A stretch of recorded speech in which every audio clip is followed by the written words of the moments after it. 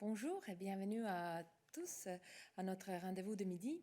Nous sommes le mardi 11 août. Je serai avec vous cette semaine pour nos rendez-vous de midi aujourd'hui et ce vendredi. Avant de passer à vos questions, nous avons quelques annonces à vous faire. Et d'abord, je vais appeler Sonia qui a de bonnes nouvelles pour les chercheurs en Europe et au-delà.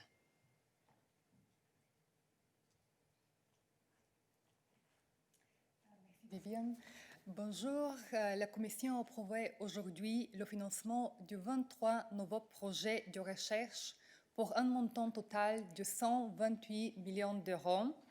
Au titre d'Horizon 2020, le programme de l'Union européenne pour la recherche et l'innovation.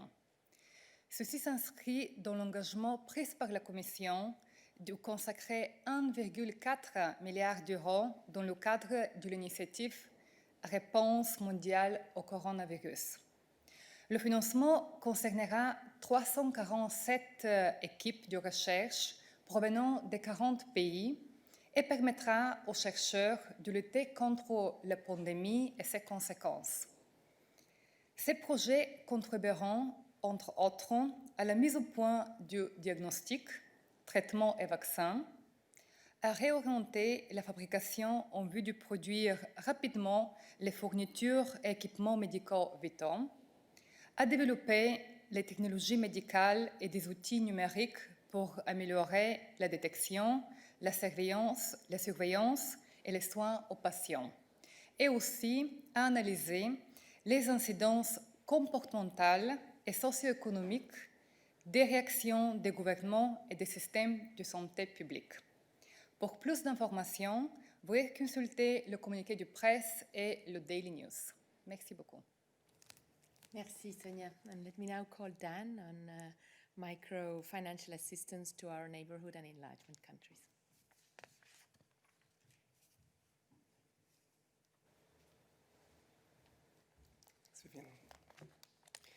Today we are taking stock of the progress made on the Commission's €3 billion macro-financial assistance package to support 10 enlargement and neighbourhood partners in the context of the coronavirus pandemic. Memoranda of Understanding have now been agreed with 8 of the 10 partners, namely Albania, Georgia, Jordan, Kosovo, Moldova, Montenegro, North Macedonia and Ukraine. These macro-financial assistance programmes demonstrate the EU's solidarity with these partners at a time of unprecedented crisis. More details are available in the press release online and, of course, with our team. Thank you. Thank you. Et j'ai encore 2 annonces à vous faire. D'abord, de bonnes nouvelles dans le domaine de la politique de cohésion en Espagne. La Commission a approuvé aujourd'hui des modifications des programmes régionaux de la politique de cohésion en Espagne pour 2 régions, les Pays Basques et Asturias, afin de les aider à lutter contre les conséquences de la pandémie de coronavirus.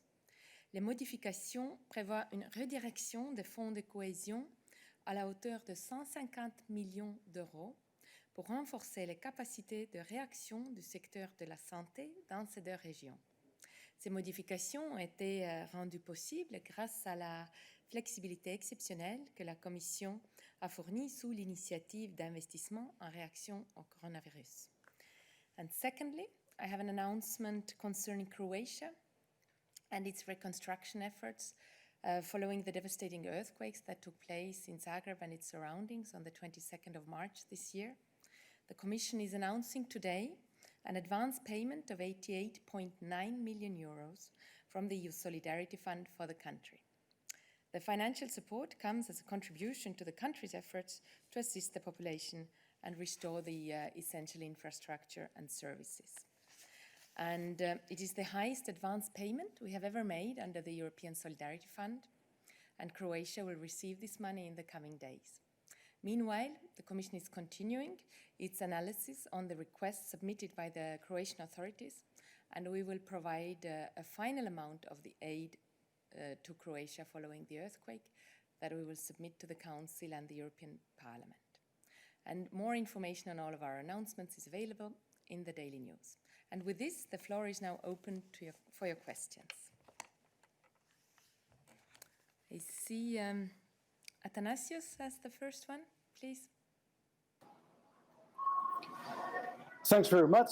Bonjour, on foreign affairs. And as a follow-up to the call made by the High Representative Josep Borrell on last Sunday concerning the situation in the Eastern Mediterranean, we note that the High Representative made a call for facilitating the de-escalation of the tensions in the region and re-engaging in dialogue. My first question is, did anyone answer that call for facilitating the re-engagement in a dialogue? And secondly, we heard today the Greek Prime Minister asking for an extraordinary Foreign Affairs Council. Who's going to decide on that, and when could that be held? Thanks. Thank you. Peter. Hi, Athanasios. Thank you and good afternoon to all. On your on the first part of your question, the statement by High Representative on Sunday on the tensions in the Eastern Mediterranean was very clear. He stated that the latest developments are extremely worrying and that the increased tensions are not an answer to any of those problems which might be in the area. So they will lead only to greater antagonism and distrust. And what is needed to be done is to engage in solving all the open issues in line with principles of good neighborly relations, international law, and positive engagement. So this statement from Sunday is still very, very valid on the current situation in the Eastern Mediterranean. On your question, if the call for diffusing the tensions and engagements has been heard, apparently the developments on the ground unfortunately show that still there is more need to be done in order to diffuse the tensions and reverse the very negative and unfortunate trend of escalation. That's why the High Representative stated that he is deploying all efforts necessary to re-establish the dialogue, a positive, constructive dialogue, and to facilitate the re-engagement. And these efforts are ongoing. On the second part of your question, we've seen the media reports about the call by the Greek partners for an extraordinary meeting. You know that this is always an issue of consultations among the member states. So once there is the necessary communication between the actors, then the issue will be taken on board. I cannot tell you if there will be decision made today, but of course we agree that the situation in the Eastern Mediterranean is extremely worrying and needs to be solved in dialogue, not in series and sequence of steps that are increasing the escalation and the tensions. Thank you. We'll now take other questions on foreign and security policy, so please keep your hand raised if your questions are for Peter. I see more hands raised. We'll start with Maria Psara, please. Hello, can you hear me? Can you hear me? Yes, we can hear you. Please go ahead. Thank you. It's a follow-up on Athanasios' questions. You said that all efforts by High Representative will be there to facilitate the dialogue and that the procedures are ongoing. Could you elaborate a little more which procedures are ongoing to facilitate the dialogue? Has the High Representative spoken to Ankara, to Athens? Please inform us about this. And the truth is that since last Sunday, a lot of activities have been elaborated in the East Mediterranean. And I'm wondering if there will be any more reaction except from this announcement on Sunday. Although it is true that it is very clear and very valid even today. Thank you very much. Thank you, Maria. I wouldn't go into details because diplomacy, the nature of diplomacy is that it's not usually conducted in the public domain with commentaries on every single step or every single communication or interaction that is made between the partners. What is important to stress is that the situation is extremely worrying in the Eastern Mediterranean, that steps need to be taken in order to diffuse the situation, to lower the tension and embark on a positive, constructive dialogue to solve the open issues. The High Representative is involved, is ready and is engaged, and he is in regular contacts and in touch with his counterparts. What is taking place in the public domain and was already flagged to you are his contacts with Turkish partners, with his Turkish partner, the Foreign Minister Çavuşoğlu, the latest one being last week when they discussed all these issues in Malta. And as you know, there will be informal meeting by the foreign ministers of the EU later this month in Berlin, the so-called Gymnich, where this issue, Turkey and Turkey's actions, which have impact on the relations between the EU and Turkey, will be discussed. And there we will get, or you will get more indications in which direction the concrete steps will be going. But I would refrain from commenting and revealing all kinds of communication and contacts that are ongoing, because the nature of diplomacy is try to solve the issues in a more discreet way than through sending messages via media. Thanks, Peter. The next one we have Sarantis.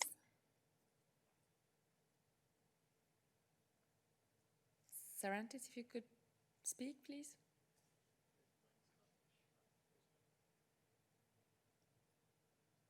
Still the case?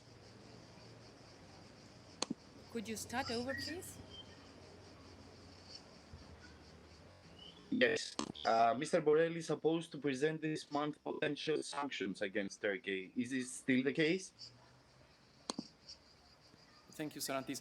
What was agreed by the foreign ministers when they were discussing all these issues last time in person in Brussels in the framework of the Foreign Affairs Council on the 13th of July here in Brussels was basically to approve so-called dual track. So on one hand, to increase the engagement with Turkey, which was happening, as you have been informed through this contacts and communication with the Turkish partner.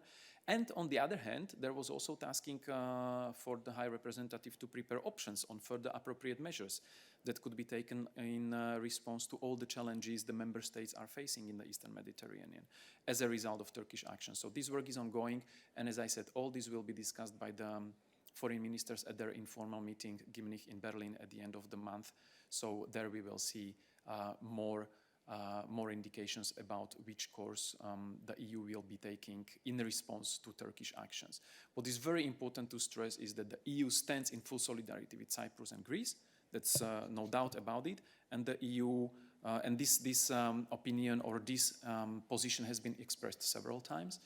And there was a broad support for High Representative to explore possible steps in both domains, engagement and also possible response to negative actions by Turkey. Thanks. So next we have Adam.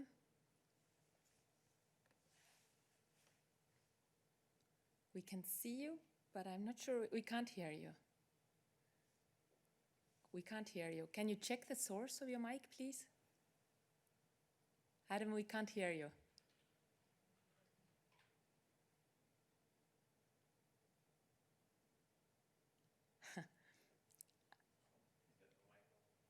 No. Adam, we didn't hear you, unfortunately. Can you check the source of your mic, please?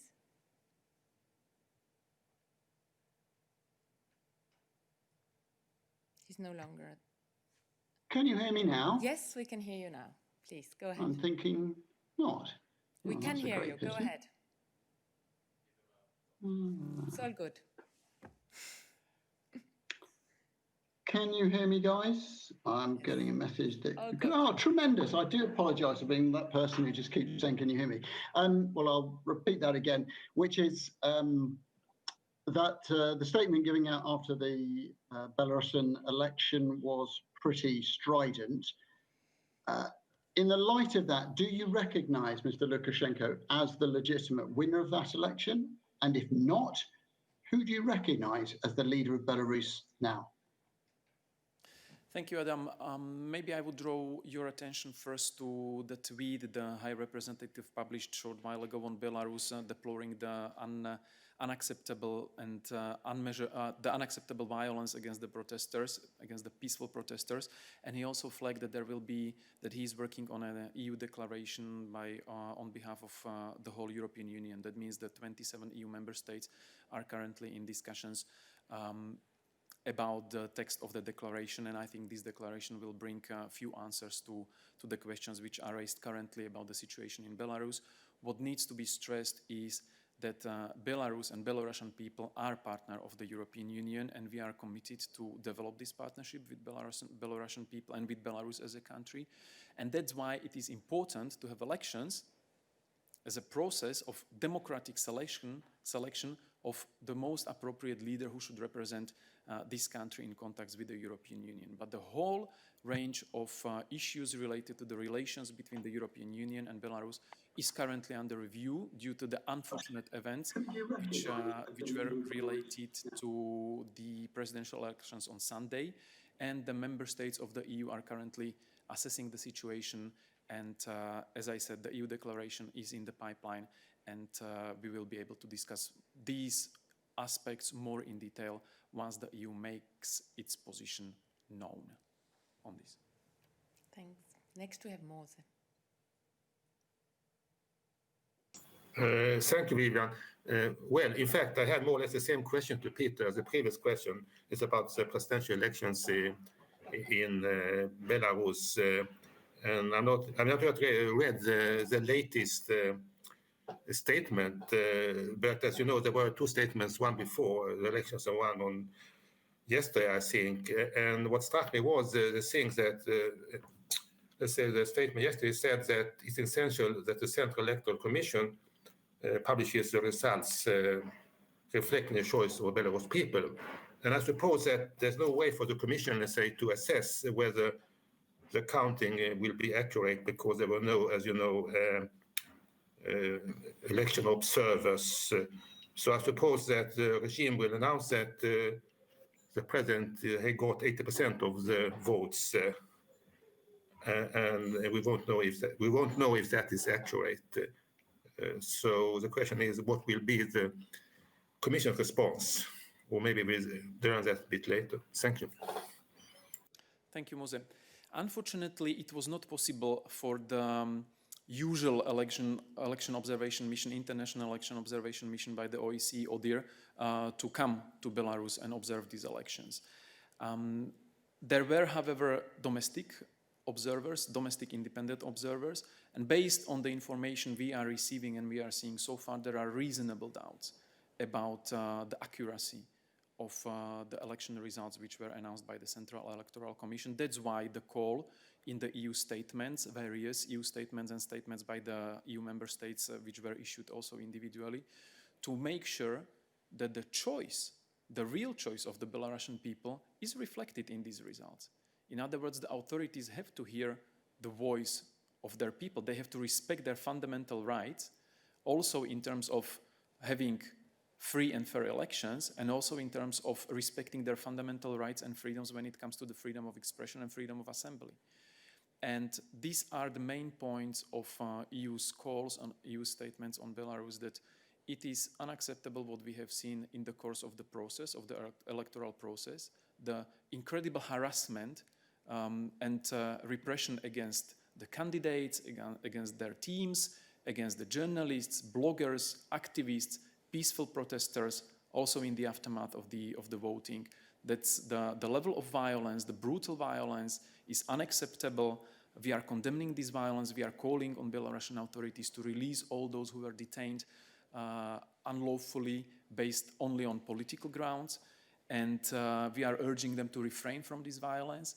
And as I mentioned, the EU member states are now working, or the High Representative is working on a joint declaration by the EU 27 member states to address all the issues in the situation in Belarus after the vote and the unfortunate events which were accompanying this vote and following this vote from the side of the Belarusian authorities. The people of Belarus deserve that their rights are respected and that their choices are heard. Thanks. Ricard, please. Yeah, hello. Both maybe to you, Vivian, and to Peter. Have Mr. Borrell or Mrs. von der Leyen been in touch with their Belarusian counterparts, which I believe still is Mr. Mackay, the foreign minister, and Mr. Lukashenko? Have they called them? And in the same time, have they reached out to Mrs. Tikhanovskaya, which I believe now has fled to Lithuania? So have you been in touch with her as well? And have you been in touch with Lithuanian authorities to check on her? Thank you, Ricard. The EU and the member states are, of course, watching the unfolding situation very, very thoroughly and very closely. And based on our assessment of the situation, which includes also contacts with a number of partners, We will decide about the next steps, about EU's response and also the further shape of our relations with Belarus. I would not go into the details on specifying which contacts have been made, or are scheduled to be made, because this is an ongoing effort. And as I said, diplomacy is not really always conducted in the public domain with ongoing commentary on every single outreach. So there is a number of contacts which have been made, or are being planned, and this will all feed into the ongoing considerations and consultations and discussions and assessments about EU's response to what is going on in Belarus.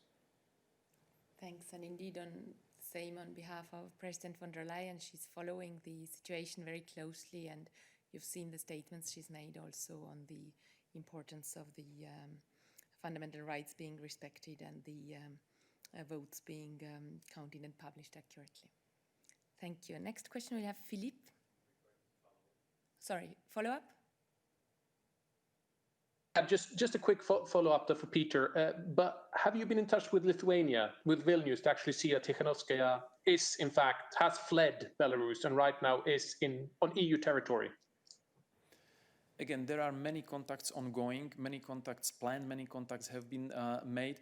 I would not go into the details because this is a developing situation, and part of forming the assessment, or part of conveying and forming the European Union's position, is constant outreach to all the necessary partners. And it's very obvious that the EU member states among themselves are basically in touch on a regular basis, even more so in such specific situation like we are facing now with Belarus. Thanks. So now we move to Philippe.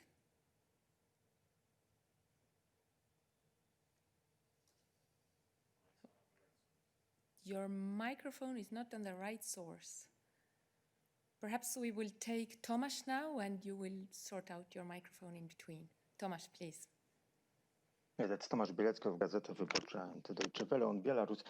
Peter, when do you expect this statement on behalf of 27 member states? Is it about today or for coming days? This is my first question. The second one, yesterday's statement carefully omitted the issue of sanctions, even though this prospect was raised by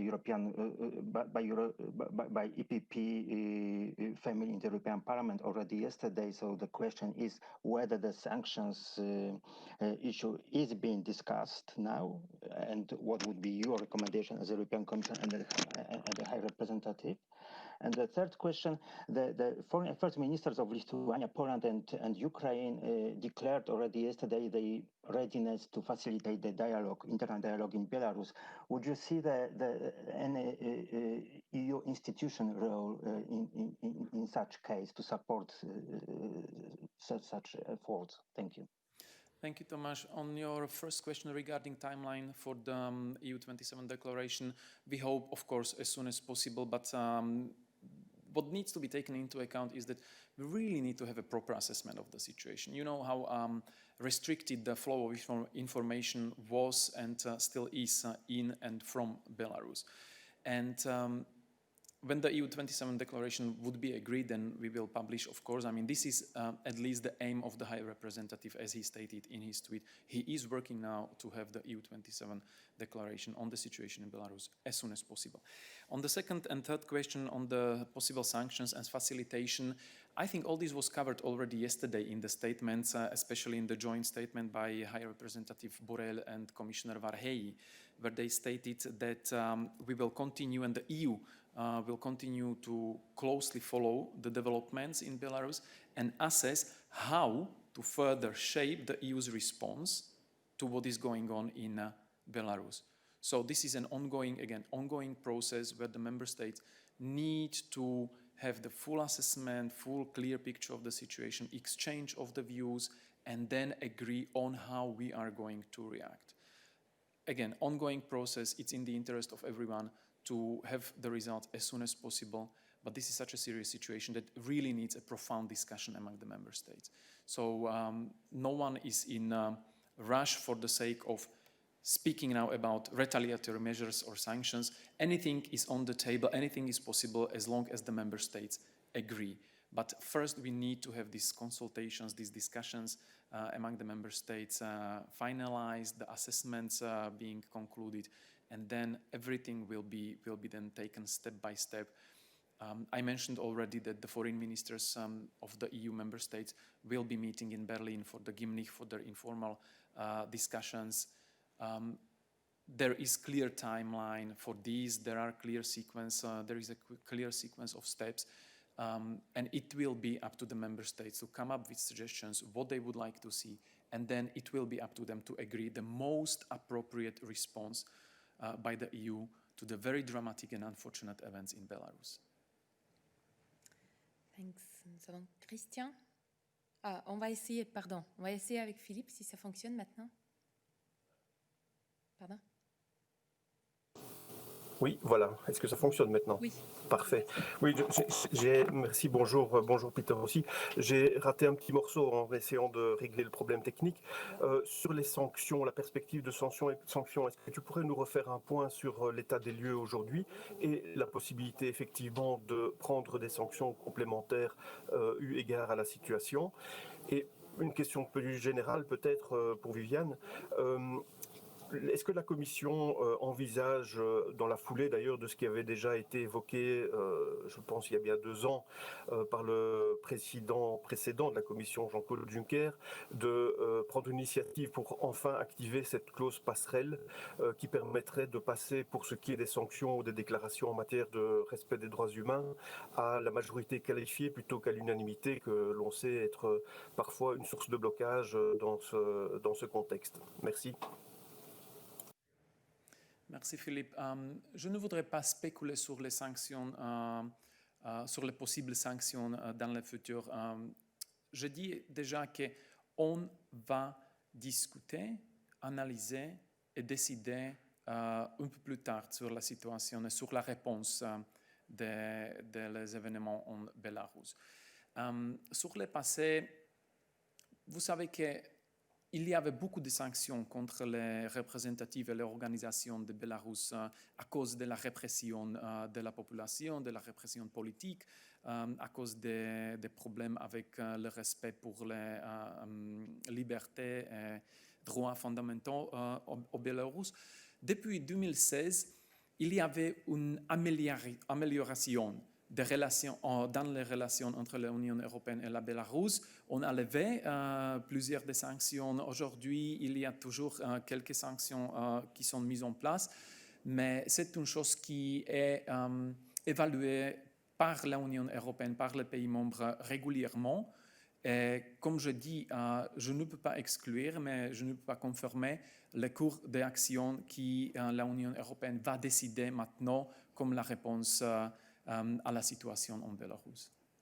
Et concernant le vote avec la majorité qualifiée, je vais revenir vers toi après, puisque comme tu as fait référence, effectivement, la commission précédente a fait certaines recommandations et suggestions sur ce domaine qui ont été discutées au Conseil, mais je vais revenir vers toi. Maintenant, je passe la parole à Christian.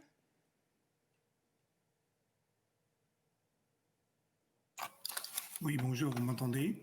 Oui. Très bien. Moi, j'ai beaucoup de questions parce qu'effectivement, j'écoute les différentes réactions et j'ai plusieurs questions qui sont en fait un peu matérielles. Peter, est-ce qu'une réunion extraordinaire des ministres des Affaires étrangères peut être organisée avant le Gymnich ou est-ce qu'elle aura lieu après le Gymnich sur la demande de la Grèce? C'est une question toute bête, mais on est dans un délai. Tu as dit il y a une séquence, on est dans un délai très court. Est-ce que c'est matériellement faisable? Ma deuxième question, elle est aussi bête. Est-ce que M. Borrell est toujours en vacances en Espagne ou est-ce qu'il est rentré à Bruxelles? Ma troisième question, toujours aussi bête, la France a envoyé des avions à Chypre. Est-ce que ça participe à l'escalade des tensions? Est-ce que c'est quelque chose qui peut nuire effectivement à l'apaisement de la situation? Et quatrième question, est-ce que M. Borrell a prévu dans un avenir très proche une nouvelle rencontre avec le ministre des Affaires étrangères turc? Je sais qu'ils se sont rencontrés à La Valette, ça n'a pas donné beaucoup de résultats. Est-ce qu'il y a encore une chance pour le dialogue avec le ministre des Affaires étrangères ou pas? Ça, c'était ma première série sur la Turquie, la Grèce, la Méditerranée. Ma deuxième question, ça vient sur la Chine. Je veux dire, la Chine, on a eu beaucoup de discours, on a eu beaucoup de muscles de l'Union européenne, on a eu beaucoup de menaces, on a eu beaucoup de pression, on a eu beaucoup de gentillesse vis-à-vis de la Chine, et on s'est rendu compte que rien n'a servi, que hier, plusieurs figures de l'opposition démocratique ont été arrêtées sans que cela ne change grand-chose. Et je me demandais si effectivement on risque pas de se retrouver à nouveau dans une situation avec le Bélarus où on n'a pas envie de gêner un grand voisin qui est la Russie, comme on n'a pas envie d'aller non plus gêner trop la Turquie et que on va protester, mais qu'on va pas aller très très loin. Est-ce que finalement il y a une portée pour des sanctions? Est-ce que cette décision qui nécessite l'unanimité, l'Union européenne est prête à la franchir, ou est-ce qu'on va sinon rester, comme l'avait dit M. Borrell, des chiens qui aboient, mais la caravane des sanctions ne passe pas et que les États membres les États qui sont visés finalement continuent à agir en toute impunité parce que finalement l'Union européenne ne pèse rien. Merci. Merci Christian. Je ne suis pas sûr si je vais, si je ne vais pas oublier quelques de votre questions qui sont très, très nombreuses. Donc, sur la Turquie et la Grèce, ok, la première question sur la possibilité d'une réunion extraordinaire, je ne voudrais pas spéculer, mais tout est possible. S'il y a un accord, s'il y a une demande, la nécessité très, très pressionnante, on peut faire tout. C'est toujours une question de logistique, mais si c'est nécessaire, s'il y a des unités européennes pour convoquer une réunion extraordinaire, c'est possible. Il n'y a pas aucun plan dans ce moment. Je ne peux pas exclure que la situation va changer dans le cours des prochaines heures ou jours, mais il n'y a pas aucun plan dans ce moment pour une réunion extraordinaire. Mais ce n'est pas toujours nécessaire d'avoir une réunion extraordinaire. Il y a aussi des autres possibilités pour discuter et pour évaluer la situation. Et la réunion informelle Gymnich à Berlin, ce n'est pas très loin d'aujourd'hui. Donc, je pense que c'est aussi quelque chose qui est très, très important pour considérer que pour avoir une réaction ou une décision sur la réaction très, très forte, on doit avoir l'évaluation et la discussion propre avec tous les éléments, toutes les informations qui sont nécessaires. Donc, à ce moment, la possible réunion, c'est seulement une spéculation, mais je ne peux pas exclure rien parce que la situation, soit le Méditerranée, soit avec la Bélarus, est très sérieuse. Et les ministres des Affaires étrangères, ils sont en échange régulier et aussi leurs représentants est beaucoup en contact avec les partenaires européens.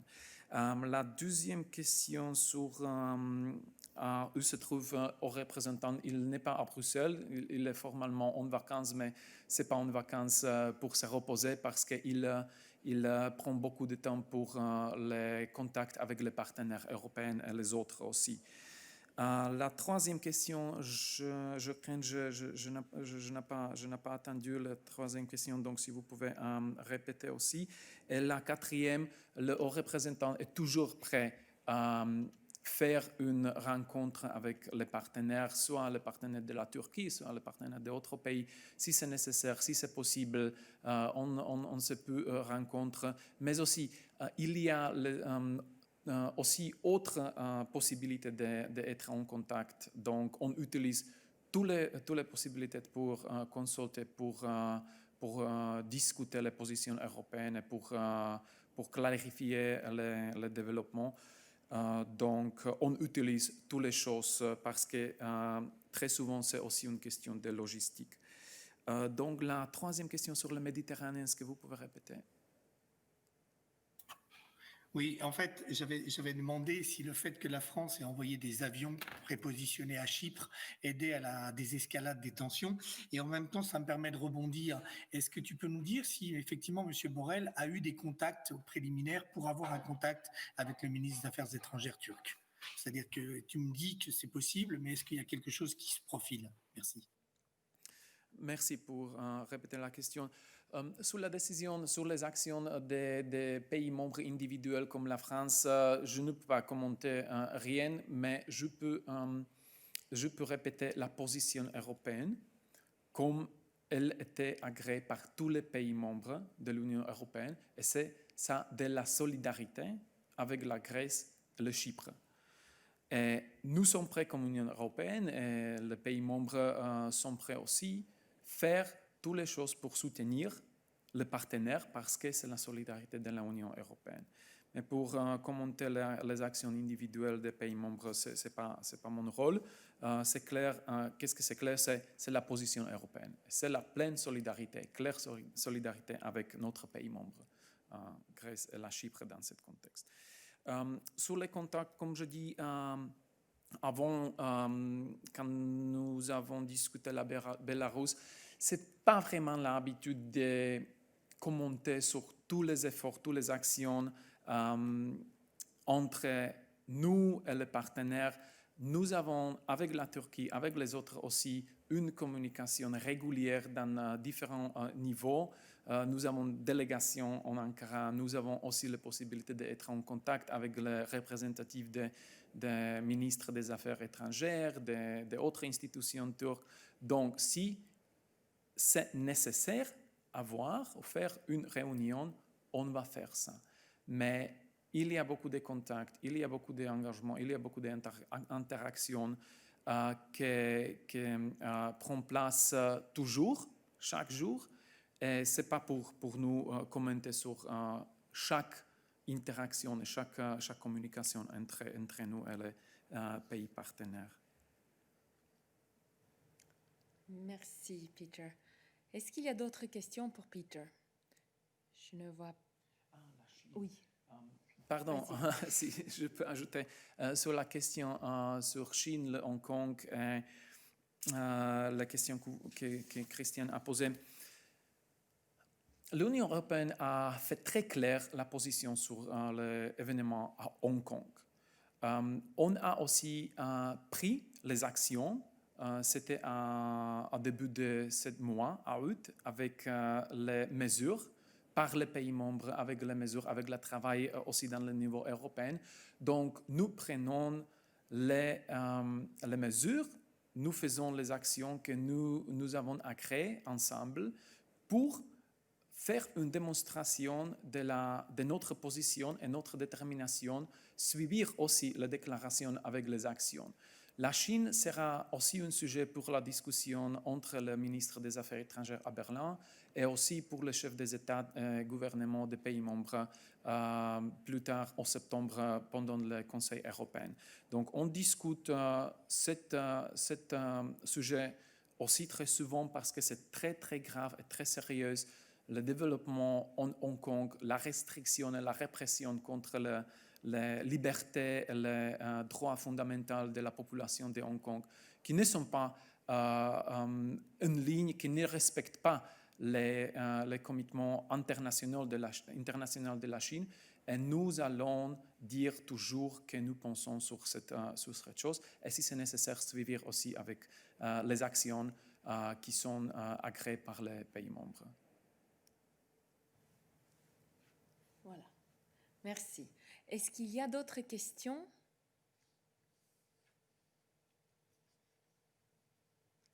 Il me semble qu'il n'y en a pas. Alors, merci beaucoup, Peter. Et I don't think there are any other questions coming up. I do see now. James, please. Hello. Thanks for taking my question. It's quite a niche question. I was wondering if you could give us any examples of specific EU trade deals that provided for particularly advantageous conditions for the sale of Stilton, the British cheese. Thank you. I think you qualified your question. It is very much a niche question. We will look into it and come back to you afterwards, after having discussed this with our experts as well. Any other questions?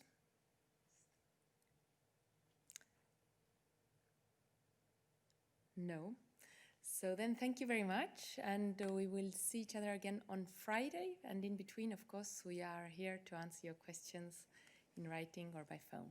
Thanks a lot. Have a good afternoon.